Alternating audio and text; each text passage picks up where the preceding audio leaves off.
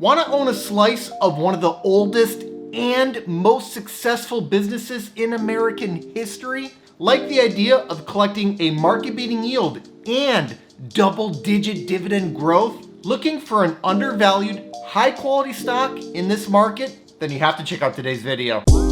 He is a best-selling author. 30-year-old Jason Fieber has a plan. This guy retired at only 33 years old. I don't know if I know too many people that have accomplished something like that. He's really kind of a guru when it comes to passive income. Before I get into today's content, please give us a big thumbs up if you find value in our videos. Helps us to get the word out and grow the channel, and I'd really appreciate it. And make sure to stay tuned until the end of the video for a special news announcement. I want to tell you about a high quality stock that pays big, growing, reliable dividends. These growing dividends are funded by growing profit because this business is a massive financial products and services company that holds over $3.5 trillion in assets. American capitalism is underpinned by the American financial system. This web of complex financial infrastructure is incredibly important and incredibly valuable. There are but a handful of companies that run much of this infrastructure, and without these companies, the whole system would basically grind to a halt. As you might imagine, the companies that are heavily involved in all of this make a lot of money, and that in turn leads to a lot of dividends for shareholders. I've personally invested in stocks just like this one on my way to going from below broke at age 27 to financially free at 33.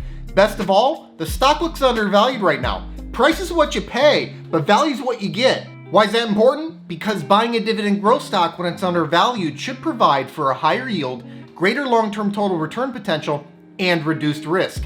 With this in mind, I want to share with you an opportunity I recently came across in shares of JP Chase & Co., which appear to be trading at a significant discount today. JP Chase & Co., stock ticker JPM, is a financial holding company that operates as one of the largest financial institutions in the United States with over $3.5 trillion in assets. They offer various financial products and services across traditional retail and commercial banking, asset management, and investment banking. Founded in 1799, the bank is now a $460 billion by market cap global financial juggernaut that employs almost 300,000 people. The company operates across four major business lines: consumer and community banking, 42% of fiscal year 2020 net revenue; corporate and investment bank, 40%; asset and wealth management, 12%; commercial banking, 8%. They also have a corporate business segment that results in insignificant negative revenue.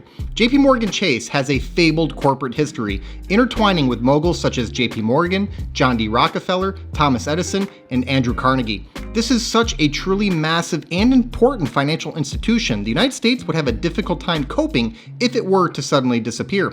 From retail branches to credit cards to the financial markets, JP Chase touches just about every facet of U.S. finance. Simply put, it's a critical part of the American financial infrastructure. Here's how Morningstar describes the bank, and I quote, JP Chase is arguably the most dominant bank in the United States, with leading investment bank, commercial bank, credit card, retail bank, and asset and wealth management franchises. JP Morgan is truly a force to be reckoned with, unquote. If you think the economy of the United States will prosper over the long run, then you have to simultaneously believe that JP Chase will prosper over the long run. With a symbiotic relationship in place, it's nigh impossible to separate the two. I can think of no better country to bet on for the long run, which puts JP Chase in an excellent position to thrive for years to come. That should, in turn, translate to higher profits and dividends for shareholders. The bank has already increased its dividend for 10 consecutive years, and with the recent announcement that they plan on increasing the dividend by 11.1% with the next dividend declaration, that track record is about to get longer. Meantime, the 5-year dividend growth rate of 15.4% is stellar, and this double-digit dividend growth comes along with the stock's current yield of 2.7%, which is factoring in the upcoming dividend raise. This yield easily beats the market, and it's 30 basis points higher than the stock's own 5-year average yield. The low payout ratio of 31.7% easily protects the new $1 per quarter dividend. I like dividend growth stocks in what I refer to as the sweet spot. That's a yield of between 2.5% and 3.5% paired with a high single digit or better dividend growth rate, and this stock is right in the sweet spot. Looking at business growth, JP Morgan Chase has grown its revenue from $97.234 billion in fiscal year 2011 to $119.543 billion in fiscal year 2020. That's a compound annual growth rate of 2.32%. Not bad top-line growth here, considering the size and maturity of the business.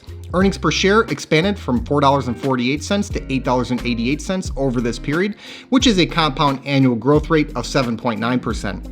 A high single-digit earnings per share growth rate like that is rather solid, but this business is stronger than it looks, as fiscal year 2020 was undoubtedly a terrible year for bank earnings. Because they had to set aside a significant amount of loan loss reserves during 2020 due to pandemic-induced economic uncertainty, earnings per share for the year took a major hit. If we were to back things up a year or move things forward 1 year, their long-term earnings per share growth picture would look a lot brighter. For perspective on that, the 9-year compound annual growth rate for earnings per share between fiscal year 2011 to fiscal year 2019 is 11.52%. Furthermore, trailing 12 months earnings per share is over $12. Looking forward, CFRA forecasts that JP Morgan Chase will compound its earnings per share at an annual rate of 5% over the next 3 years. This is an extremely cautious take on the bank's near-term earnings per share growth potential in my view. On one hand, CFRA has this to say, and I quote, "We see JPM as the best managed, large, diversified bank poised to benefit from high consumer and commercial loan activity," unquote.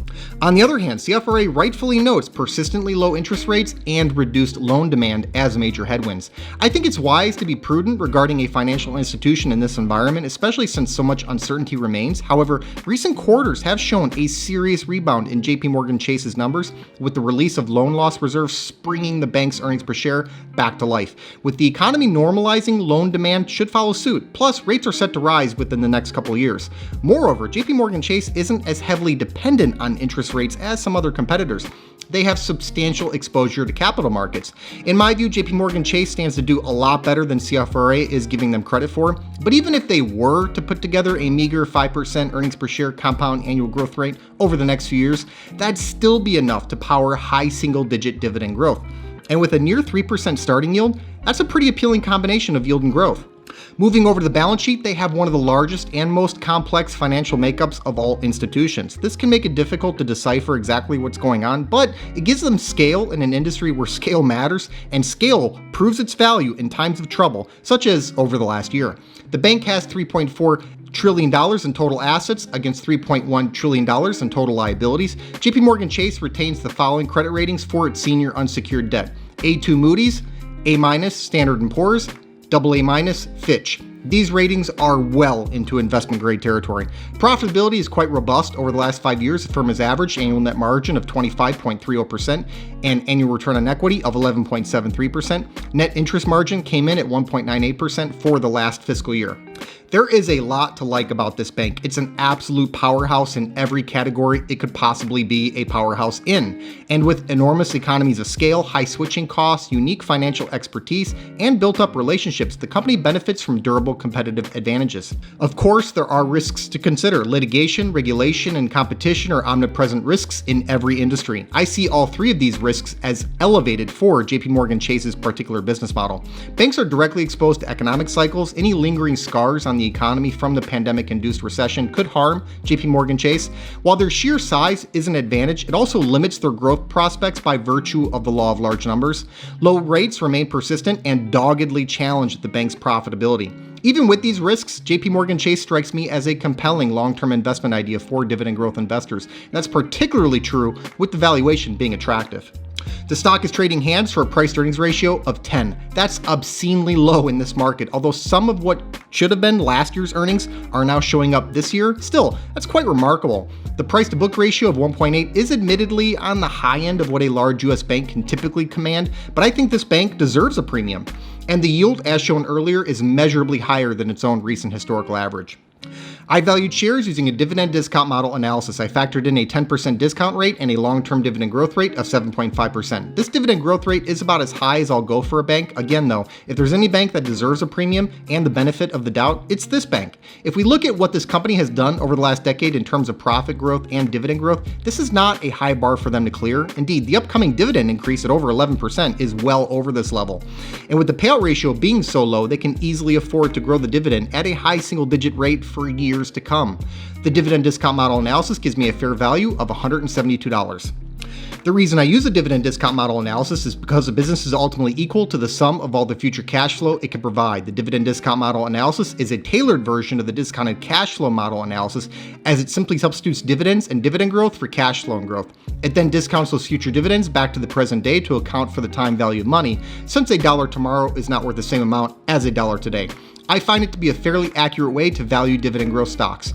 Morningstar rates JPM as a 3-star stock with a fair value estimate of $143. CFRA rates JPM as a 4-star buy with a 12-month target price of $179. I came in very close to where CFRA landed. Averaging the three numbers out gives us a final valuation of $164.67, which would indicate the stock is possibly 10% undervalued. Here's the bottom line, guys. JP Morgan Chase & Co. is a very large and high-quality financial institution across the board. They performed admirably throughout the pandemic, and they're positioned to thrive for years to come. With a market-beating yield, double-digit dividend growth, a low payout ratio, and the potential that shares are 10% undervalued, this is a compelling idea in this market for dividend growth investors. And now for a special news announcement. Crown Castle International Corp, stock ticker CCI, just announced an incredible second quarter report that saw adjusted funds from operations grow 22% year over year. We highlighted CCI back in March as a great way to play the 5G revolution. The stock was $150 a share back then. It's now around $200 a share, but it could be headed a lot higher with this growth. Thanks so much for watching. I hope you enjoyed today's video. Give us a like if you did, and let us know in the comments what you think about this stock. Please make sure to subscribe to the channel and ring that notification bell so that you don't miss out on new content. Also, take a look at the description box below for some important links, including a link to my personal stock portfolio. This 6-figure portfolio, which I call the Fire Fund, generates enough passive dividend income for me to live off of. It allowed me to retire in my early 30s.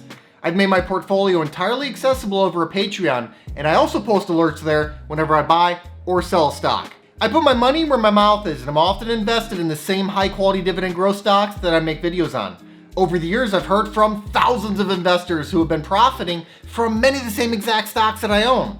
So if you think this is something that you could benefit from as well, check the link in the description to see my portfolio and start getting my buy and sell alerts. I'll see you next time.